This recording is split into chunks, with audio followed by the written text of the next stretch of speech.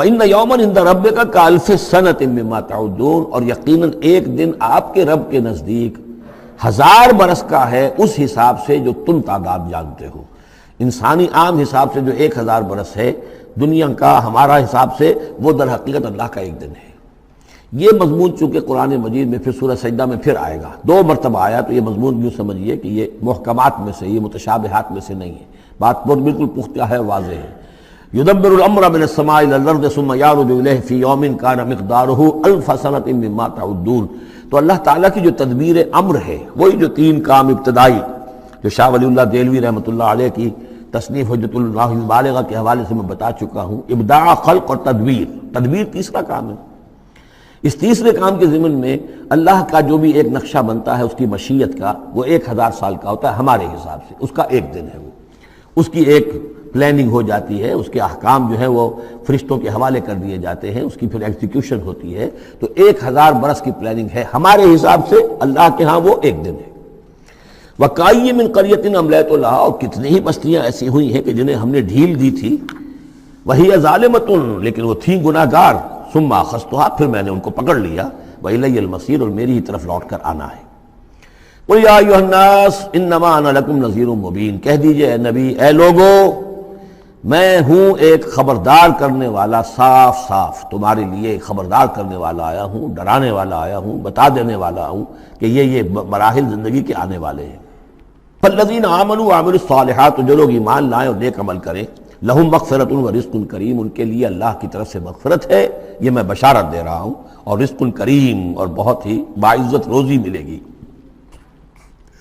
والذین سعوا فی آیاتنا معاجزین، اور جو لوگ ہماری آیات کے بارے میں تگ و دو کریں گے کہ انہیں کسی طریقے سے فیل کر دیں، ناکام کر دیں، غیر مؤثر کر دیں، ان آیات کو پھیلنے نہ دیں، اولئک اصحاب الجحیم، تو یہ وہ لوگ ہیں کہ جہنم والے ہیں۔ وما ارسلنا من قبلک، یہ کافی مشکل آیت ہے قرآن مجید کی جو اگلی آ رہی ہے، اور اس میں کافی قیل و قال ہے۔ وما ارسلنا من قبلک من رسول ولا نبی الا اذا تمنى القى الشیطان فی امنیتہ، اور نہیں بھیجا ہم نے آپ سے پہلے بھی کوئی رسول، اے نبی صلی اللہ علیہ وسلم، نہ کوئی رسول نہ نبی، الا اذا تمنا، مگر یہ کہ جب اس نے خود کوئی خیال باندھا، کوئی پلاننگ کی، کوئی نقشہ بنایا اپنے کام کا۔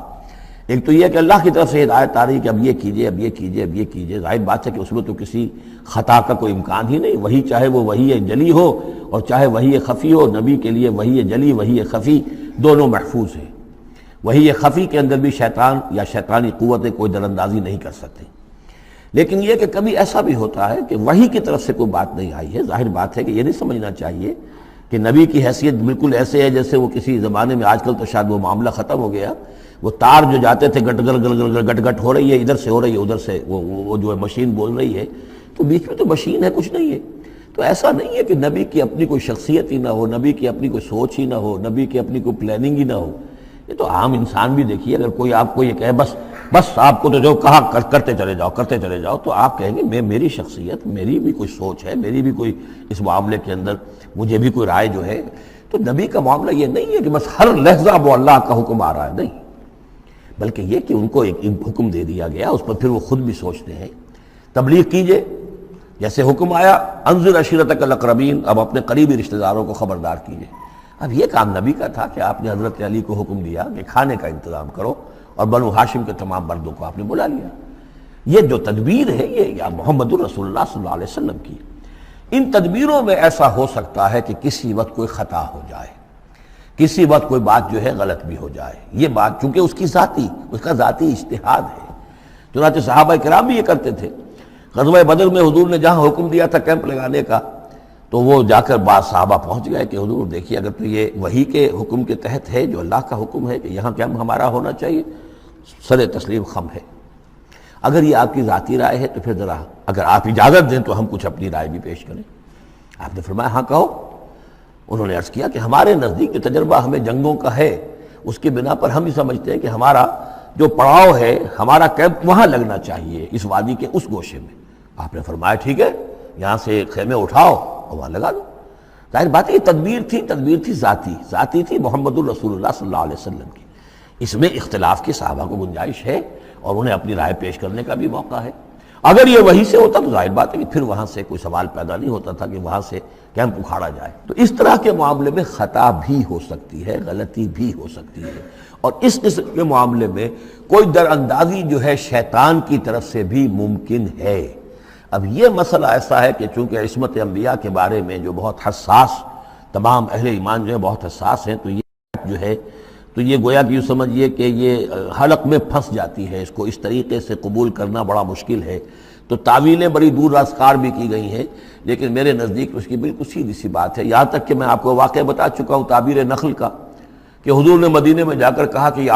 آرٹیفیشل پالینیشن وغیرہ کے لیے تم جو قریب کر دیتے ہو کھجور کے نر اور مادہ پھولوں کو قریب لے آتے ہو تاکہ فرٹیلائزیشن زیادہ ہو جائے اور پھر یہ کہ پھل زیادہ ہو جائے، نہ کرو تو کیا ہے، آپ کے بس یہ کہنے سے صحابہ نے نہیں کیا، لیکن یہ کہ فصل کم ہو گئی۔ اب انہوں نے ڈرتے ڈرتے عرض کیا کہ حضور آپ نے یہ فرمایا تھا، ہم نے نہیں کیا، تعبیر نخل اس سال ہم نے نہیں کی تھی، فصل کم ہو گئی ہے۔ فرمایا انتم عالم بامور دنیاکم، یہ معاملات تمہارے، میں یہ سکھانے تمہیں نہیں آیا، ایگریکلچر سکھانے نہیں آیا تمہیں میں تو آیا ہوں یہ ہدایت دینے کے لیے۔ جو ہدایت میں دوں، جو میری جو نبوت اور رسالت کا جو ایشو ہے، جو اس کا موضوع ہے، اس پر تمہیں میری ہر بات کو ماننا ہے، لیکن یہ جو تمہارے معاملات ہیں یہ تجرباتی معاملات ہیں۔ اب دیکھیے تجرباتی، چونکہ وہ تجربہ تھا انہیں، وہ کرتے تھے، زراعت کرتے تھے، اور انہیں یہ اندازہ ہو گیا تھا کہ ایسا ہو تو اس سے یہ کہ پھل زیادہ ہوتا ہے، تو تجربے پر تھا، اور تجربے ہی کی بنیاد پر سائنس ہے۔ پوری سائنس کیا ہے؟ ایکسپیریمنٹیشن ہے نا، اسی کے اوپر تو یہ سائنس ڈیولپ ہوئی ہے۔ ان چیزوں کو جو ہے وہ اس سے خارج سمجھیے، اس میں کوئی تعلق جو ہے دین کا اس سے نہیں ہے۔ انتم اعلم بامور دنیاکم، تم اپنے ان دنیاوی معاملات کو جو تجربے پر جس کا دار و مدار و نثار ہے مجھ سے بہتر جانتے ہیں۔ یہ حدیث ہے بخاری شریف کی، الحمدللہ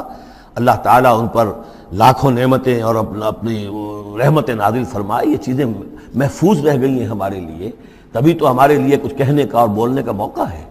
تو فرمایا انتم عالم بامور دنیاکم۔ اسی طریقے کا مسئلہ یہ ہے، وما ارسلنا من قبلک من رسول ولا نبی الا اذا تمنا، جب وہ کوئی اپنی اسکیم بناتے ہیں، اپنی پلاننگ کرتے ہیں، القی الشیطان فی امنیتہ، تو شیطان ان کے خیال میں کچھ ڈال دیتا ہے۔ امنیہ کہتے ہیں تمنا، آرزو۔ اب دیکھیے آدمی سوچتا ہے یہ حسرہ ہو جانا چاہیے، یہ کام یوں ہونا چاہیے، مثلا جب کہ آپ نے دیکھا کہ مکہ مکرمہ میں تو میرا قیام ناممکن ہو گیا ہے، اس لیے کہ ابو طالب کے انتقال کے بعد وہ جو خاندانی ایک پروٹیکشن حاصل تھی بنو ہاشم کی، وہ ختم ہو گئی، اور اب خاندان بنی ہاشم کا سردار بھی ابو لہب ہو گیا ہے، کہ جو بہت ہی سخت دشمن ہے ذاتی طور پر حضور کا۔ تو پھر آپ نے سوچا اب کیا کروں، کس طرح جاؤں، کدھر دیکھوں، کسے آواز دوں، تو آپ نے طائف کا سفر کیا، لیکن یہ کہ وہاں پہ آپ جو ہے ناکام وہاں سے آنا پڑا، وہاں کوئی آپ کو ریسپانس نہیں ملی، بلکہ زندگی کا سخت ترین دن جو ہے حضرت عائشہ صدیقہ رضی اللہ تعالیٰ عنہ کی روایت موجود ہے، ان کے ہوش کے دوران تو سمجھیے کہ غزوہ احد کا دن سخت ترین تھا، تو انہوں نے کبھی پوچھ لیا کہ حضور آپ پر احد کے دن سے بھی سخت دن کوئی گزرا ہے؟ آپ نے فرمایا ہاں، طائف کا دن مجھ پر اس سے کہیں زیادہ سخت تھا، وہ سختی ہوئی حضور پر۔ لیکن اللہ تعالیٰ کی مشیت میں کیا تھا کہ یہ سعادت جو ہے یہ طائف کے لیے نہیں لکھی تھی، یہ سعادت یثرب کے لیے لکھی تھی، جو مدینہ منورہ بننے کی سعادت جو ہے، مدینہ النبی بننے کی سعادت اللہ کی حکمت میں مدینہ کے لیے تھی۔ وہاں حضور گئے بھی نہیں، اور وہاں کے 6 آدمی ایمان لے آئے اور کھڑکی کھل گئی۔ وما ارسلنا من قبلک من رسول ولا نبی الا اذا تمنا القى الشیطان فی امنیتہ فینسخ اللہ ما یلقی الشیطان، پھر اللہ منسوخ کر دیتا ہے، ختم کر دیتا ہے اس چیز کو کہ جو شیطان نے ڈالا ہوتا ہے۔ ثم یحکم اللہ آیاتہ، پھر اللہ تعالیٰ اپنے فیصلوں کو پختہ کر دیتا ہے۔ یہاں آیت جو ہے آیات ہی فیصلوں کے معنی میں ہے۔ واللہ علیم الحکیم، اور اللہ سب کو جاننے والا، کمال حکمت والا ہے۔ یہ توجیہ ہے میرے نزدیک، اور یہ قریب ترین ہے اس توجیہ سے کہ جو موضح القرآن میں شاہ عبد القادر رحمۃ اللہ علیہ ان کی طرف سے ہے، تو اس حوالے سے واقعہ یہ ہے کہ مجھے اس پر کافی اطمینان ہے۔ لِيَجْعَلَ مَا يُلْقِي الشَّيْطَانُ فِتْنَةً لِلَّذِينَ فِي قُلُوبِهِم مَرَضٌ، اور اس میں بھی اللہ کی ایک حکمت ہے کہ شیطان کی طرف سے جو کوئی آمیزش ہو جاتی ہے کسی وقت اس قسم کے معاملات میں، تو اس کو اللہ تعالیٰ فتنہ بنا دیتا ہے ان لوگوں کے لیے جن کے دلوں میں مرض ہوتا ہے، روگ ہوتا ہے، وَالْقَاسِيَةِ قُلُوبُهُمْ، اور جن کے دل سخت ہو چکے ہوتے ہیں۔ وَإِنَّ الظَّالِمِينَ لَفِي شِقَاقٍ بَعِيدٍ، اور یقیناً ظالم جو ہیں وہ تو یقیناً مخالفت میں اور دشمنی میں بہت دور جا چکے ہیں۔ وَلِيَعْلَمَ الَّذِينَ أُوتُوا الْعِلْمَ، اور یہ تاکہ جان لیں وہ لوگ کہ جنہیں علم دیا گیا تھا انہ الحق من ربک، کہ یہ سب حق ہے آپ کے رب کی طرف سے، پھر جو بھی آخری فیصلہ اللہ کا آتا ہے اس پر پورا انشراح ہو جاتا ہے۔ فیؤمنوا بہ، تو وہ اس پر ایمان رکھتے ہیں، فتخبت لہ قلوبہم، اور اس پر ان کے دل جو ہے وہ اللہ کے سامنے جھک جاتے ہیں۔ وَإِنَّ اللَّهَ لَهَادِ الَّذِينَ آمَنُوا إِلَىٰ صِرَاطٍ مُسْتَقِيمٍ، اور یقیناً اللہ تعالیٰ ہدایت دینے والا ہے ان کو جو ایمان لائیں سیدھے راستے کی طرف۔ یعنی کبھی اس طرح کی کوئی غلطی ہو بھی جائے، ایبریشنز جس کو ہم کہیں گے، ذرا کہیں ہو بھی جائے تو اللہ تعالیٰ پھر راستہ سیدھا کر دیتا ہے اور پھر ان کے رخ کو بالکل صحیح سمت میں موڑ دیتا ہے۔ وَلَا يَزَالُ الَّذِينَ كَفَرُوا فِي مِرْيَةٍ مِّنْهُ، اور یہ لوگ جو کفر کر رہے ہیں ان کو تو یہ تو شک و شبہ ہی میں رہیں گے، ان کے شکوک و شبہات کبھی ختم ہونے والے نہیں ہیں۔ حتیٰ تأتیہم الساعۃ بغتۃ، یہاں تک کہ یا تو قیامت آ دھمکے ان پر اچانک، اور یاتیہم عذاب یوم عقیم، یا پھر وہ عذاب جو ہے بانج دن کا، یعنی ایسا دن کہ جو خیر سے خالی ہوگا، بانج ہوگا، بانج دن، یوم عقیم کا جو عذاب ہے وہ ان پر مسلط ہو جائے۔ الملک یومئذ للہ، اس دن راج ہوگا پھر صرف اللہ کا، کسی کے پاس کوئی اختیار نہیں ہوگا۔